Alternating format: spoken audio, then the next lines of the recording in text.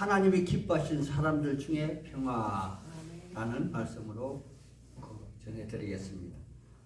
하나님의 천지 창조 이후 가장 큰 이벤트는 창조주 하나님이 자신이 직접 사람의 모습을 하고 이 땅에 오신 그러한 사건입니다.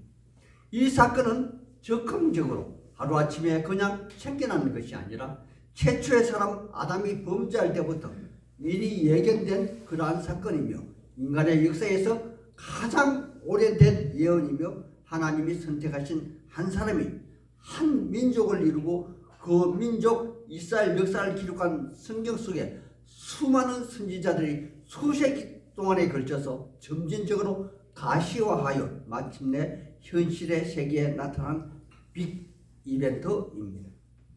그런데 성경의 그의 출현을 살펴보면 너무도 보잘것없고 어쩌면 주류사에서 전혀 반기지 않은 그러한 출생으로 기록되어 있을 뿐입니다. 예를 들어 마태복음서를 살펴본다면 본래 예언서를 기록하고 보존하고 연구하고 필사하고 가르치는 이스라엘에서는 그의 나심을 전혀 감지하지 못했다는 것입니다.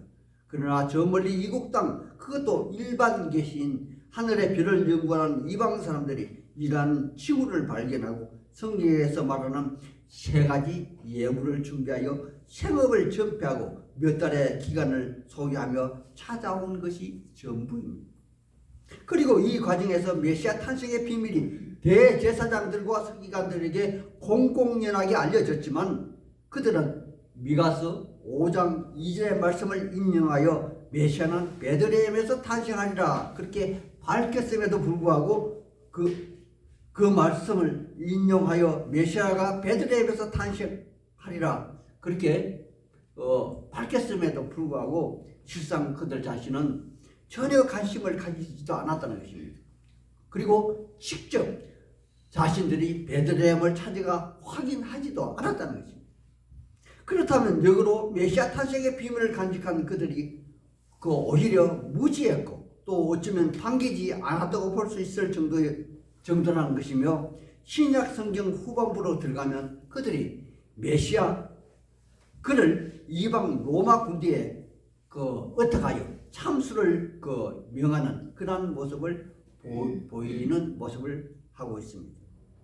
그리고 여기 누가복음 2장에서도 주류사회에서 소외되고 어려운 살림으로 자기 양을 가지지 못하고 오직 남의 양들을 먹이며 겨우 하루하루 목숨을 연매하는 목동들에게 천사가 찾아와 10절에 무서워하지 말라 보라 내가 온 백성에게 미칠 큰 기쁨의 좋은 소식을 너에게 전하노라 한 것이 전부입니다. 그리고 또 일부 성전에서도 주류인 대제사장과 서기관이 아니라 단지 성전의 한 모퉁이에서 가난하게 살며 오래 기도하고 병약하여 꽃다발 하나 준비하지 못하고 메시아 탄생의 비밀을 간직한 시므온과 안나같이 도저히 죽음마저 죽을 수 없었던 이들만이 예언된 메시아를 기다리고 있었을 뿐입니다. 하나님은 이 땅에 이렇게 오셨습니다. 하나님의 사람들이요. 제가 군대 생활하던 70년대 말 80년대 초에는 사단장이 일선 대대를 방문한다는 소식이 들려올 때면 어김없이 온 대대원들이 총동원하여 비포장도로 신장로길을 평탄한 작업하면서 오는 길을 청소하는 기억이 새롭습니다. 그런데 여기 창조주 하나님이 근본 창조의 질서를 다시 정비하시기 위해서 이 땅의 모든 삼남한 삶과 더불어 개개인의 삶과 죽음의 근본적인 해결을 위해서 이 땅에 오신다는 그러한 예언을 미리 접수하고도 어쩌면 이렇게 태무심할 수가 있을까요? 아니면 헤롯 왕은 자신과 자신의 후손을 위해서 메시아 참수 작전을 벌이는 그러한 과정에서 베들레헴 근교에 2살 이하의 어린아이를 모두 죽이는 정말 해괴망측한 일이 벌어지기도 하는 것을 봅니다. 정말 무식이 충만하여 도를 넘는 무관심과 폐악질이 아닌가 봅니다. 어떤 설교자는 메시아 탄생의 비밀을 이렇게 설명하시더라고요. 하나님이 인간의 육신을 입고 오신다는 것은 낮아지고 또 낮아져서 어쩌면 그가 본래 사람이었다면 이름철 똥톡 속의 구덩이 같은 모습으로 이 땅에 오신 거라고요. 이렇게 사람의 모습을 하고 오신 것은 인간과 동명상련, 즉 나약함과 소외됨, 그리고 병듦과 죽음을 함께 공유하시기 위해, 그리고 마침내 죽음에서 부활의 격한 감동을 공유하시기 위해 오신 거라고요. 하지만 그럼에도 불구하고 하나님이 꼭 소외되고 어려운 사람들에게만 그의 탄생의 기쁨의 소식을 전해야만 했냐는 강한 의문이 드는 것도 사실입니다. 정말 많이 배워 학식이 높고 덕망이 있고 부자인 사람들도 많을 것인데, 우리 성경에 예수님이 칭찬한 나다나엘 같은 그러한 사람도 많이 있을 텐데 왜 굳이 가난하고 배고픈 여기 목동 같은 그런 사람들과 단지 죽지 못해 사는 시몬과 안나 같은 이에게 하나님이 큰 기쁨의 비밀을 나타내셨는가 하는 의문만입니다. 하지만 저도 이제 나이 들어 객관적으로 목수의 일을 더 이상 할 수 없다고 판단되고, 현대와 삼성 같은 대기업에서 인부로 부적합하다는 그러한 통보를 받고 나서야 새로운 지혜를 깨닫게 되는 그러한 사실도 있더라는 것입니다. 저는 때때로 개인적으로 낙심이 되고 외로울 때 제가 쓴 루키스 3부작 그러한 말씀을 읽기도 합니다. 그 루키스에는 소망이 없는 나오미를 끝내 복양하겠다고 나서는 나약한 룻을 저는 그려보았습니다. 그런데 루키스에서는 하나님을 신뢰하는 그러한 믿음 안에서 하나님은 정말 소망 없는 나오미를 복양하는 그러한 가엾은 룻을 그냥 그대로 내버려 두지 않으시고 끝내 룻은 보아스를 만나게 되고 뒤에 오벳을 낳아 다윗 왕의 아버지인 이새를 낳아 그 이름을 생명록에 기록함을 저는 보고 또 깨닫게 됩니다. 또 우리의 예수님은 나사렛 해당에서 이사야서 61장의 예언서를 인용하여 이렇게 그의 메시아 서임식을 발표하고 계십니다.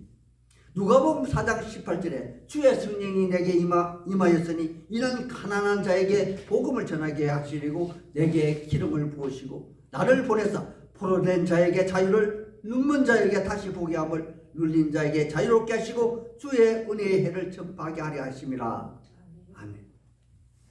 여기서 가난한 자는 자유인이었다가 포로된 자요, 후천적으로 눈이 먼 자요, 많이 가졌다가 모든 것을 잃고 억압받는 그러한 자들일 것입니다. 그리고 또 다른 누가복음 5장 31절에 우리의 예수님은 이렇게 말씀을 하십니다.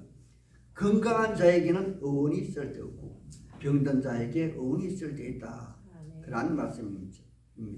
이처럼 우리 하나님은 이 땅의 모든 인류를 공동선상에 놓으시고 죄의 오염으로 타락하여 죄를 생산해낼 수밖에 없는 그들 중에서 어쩌면 상대적으로 낮은 이치 때문에 구조적으로 더 이상 죄에 노출이 안 될 수밖에 없는 그들을 더 귀히 여기는 그러한 분이 아니신가 하는 변명 아닌 변명을 하고 봅니다.